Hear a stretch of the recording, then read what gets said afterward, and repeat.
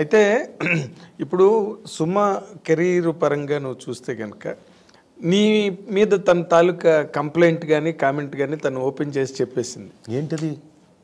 మా ఆయనకి ఎప్పుడు మీరు చచ్చిపోయి వేషాలు ఇస్తారు. ఓకే రైట్, ఓపెన్ గా. ఎందుకంటే తను బాగా అవుట్ స్పోకెన్ పర్సన్ కదా, తన ప్రొఫెషన్ కూడా అదే. తను ఏం మాట్లాడినా యాక్సెప్ట్ చేస్తారు, ఎంజాయ్ చేస్తారు, రిసీవ్ చేసుకుంటారు. ఒకరోజు ఫంక్షన్లో ఉంది, ఏదో లెక్క అడిగింది ఆడియన్స్ని. వాళ్ళు ఏదో చెప్పకపోతే ఏం నేర్చుకున్నారు లెక్కలు మీరు ఇంటి దగ్గర అని అడిగి they took it very in a funny వే.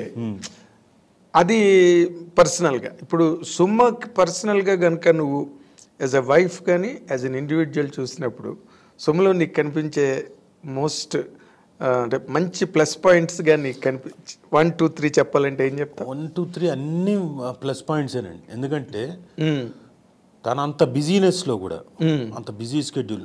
నేను పాయింట్ ఎందుకు క్లియర్గా చెప్తున్నా అంటే, స్టార్ మహిళ అన్నది పొద్దున వెళ్తే సాయంత్రం వరకు 6:30 వరకు అసలు స్టేజ్ దిగడానికి వీల్లేదు, కంటిన్యూస్గా నిలబడాలి, చేస్తూనే ఉండాలి 8-9 గంటలు.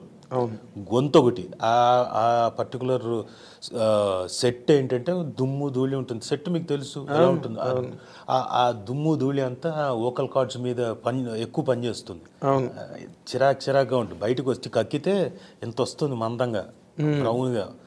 సో అలాంటి దీంట్లో కూడా పిల్లల్ని జాగ్రత్తగా చూస్తూ, అలాంటి దీంట్లో కూడా వాళ్ళ ఫాదర్ని వాళ్ళ మదర్ని బాగా చూస్తూ, అలాంటి దీంట్లో కూడా మా మదర్ని మా ఫాదర్ని వాళ్ళకి ఏం కావాలో అది చూస్తూ, సో ఇన్ని సర్కిల్ బాగా కరెక్ట్గా చూసుకుంది.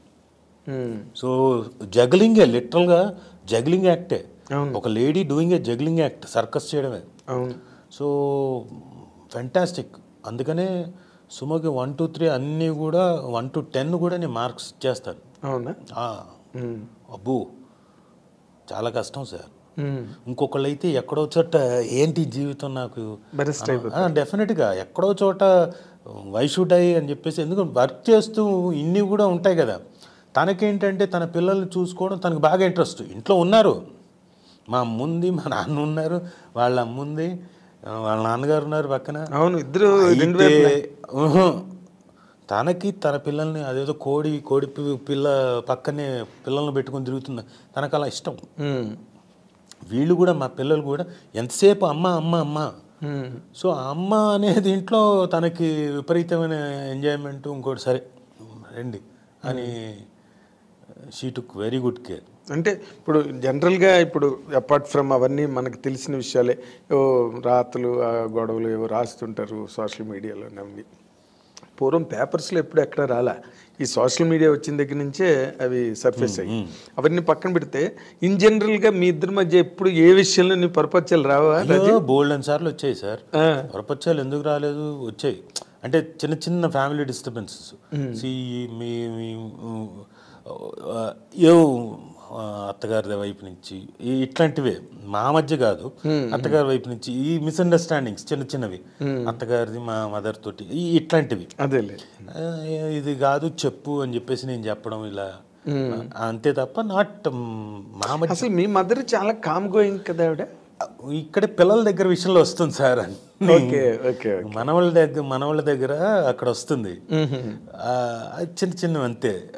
అది ఇది తోసిపుచ్చేవే, కాకపోతే ఆ వయసులో వాళ్ళు తోసిపుచ్చరుగా, వాళ్ళ పట్టుదల వాళ్ళది.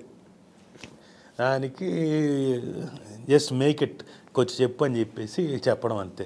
అదేలే, అలాంటివి తప్ప పొరపచ్చాలు పెద్దగా రాలే, ఏం లేవు. ఎందుకంటే కంఫర్టబుల్, కామ్ గోయింగ్. మా పని మేము చేసుకున్నాం, తనకి బిజీగా ఉంది. ఒకవేళ ఖాళీగా ఉండింటే వచ్చేదేమో. అదేలే, ఒకవేళ ఎవరికైనా ఖాళీ ఉండింటే డెఫినెట్గా పెరిగేదేమో.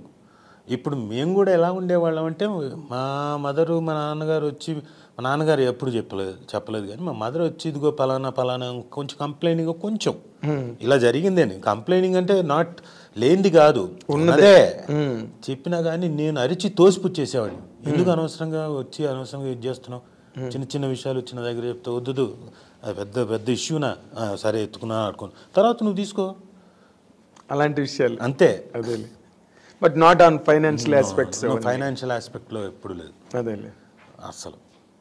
ఇప్పుడు ఇంకొకటి, సుమ కూడా కళ్యాణ్ ప్రాప్తిరస్తు అవి చేసింది, బట్ తను కూడా ఆర్టిస్ట్ గా కంటిన్యూ అవ్వడం అన్నది లేకుండా ఇటు పక్క కంప్లీట్ గా ఆఫ్ స్క్రీన్ ప్రోగ్రామ్స్ లోకి వచ్చేసింది. ఐ డోంట్ నో వై, నాకు తెలియదు ఖచ్చితంగా.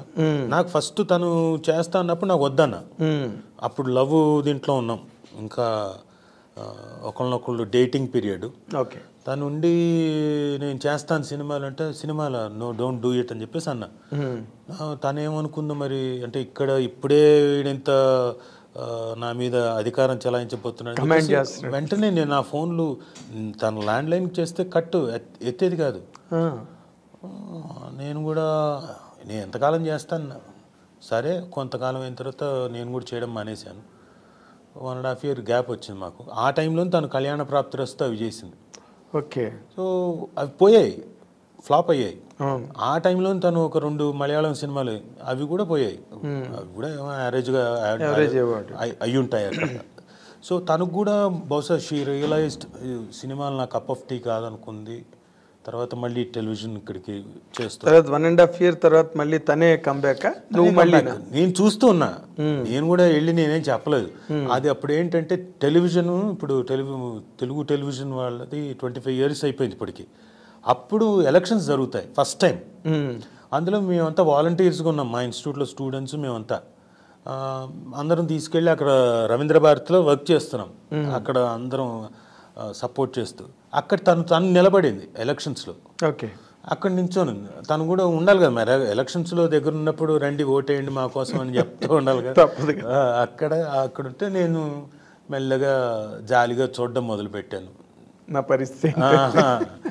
అంటే అప్పుడు ఇంకా she was back again.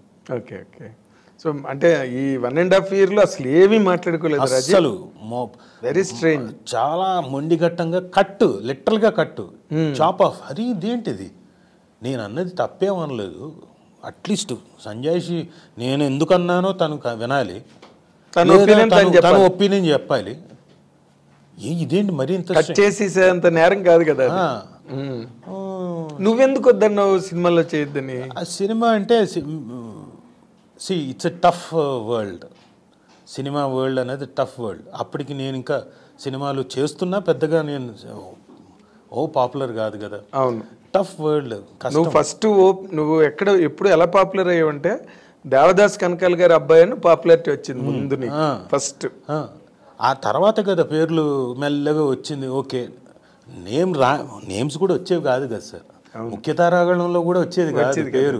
So tough world, అందుకనే ఎంతో వద్దన్నా, పడదని. Especially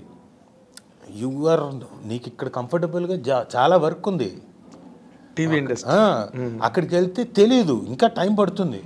and it is more glamorous world where it doesn't match you అని అంటే, అది నేను ఇంకా చెప్పలేదు, అది సరిపోదు అన్న ఉద్దేశంతో చెప్పా. తీసుకోలేదు అనుకుంది తను. ఏమనుకుందో వీడు ఇక్కడ ఇప్పుడే కంట్రోల్ చేస్తే రేపొద్దున ఇంకెంత చాలా ఇస్తాడో అనుకుంది. కరెక్ట్ మాట్లాడలేదు.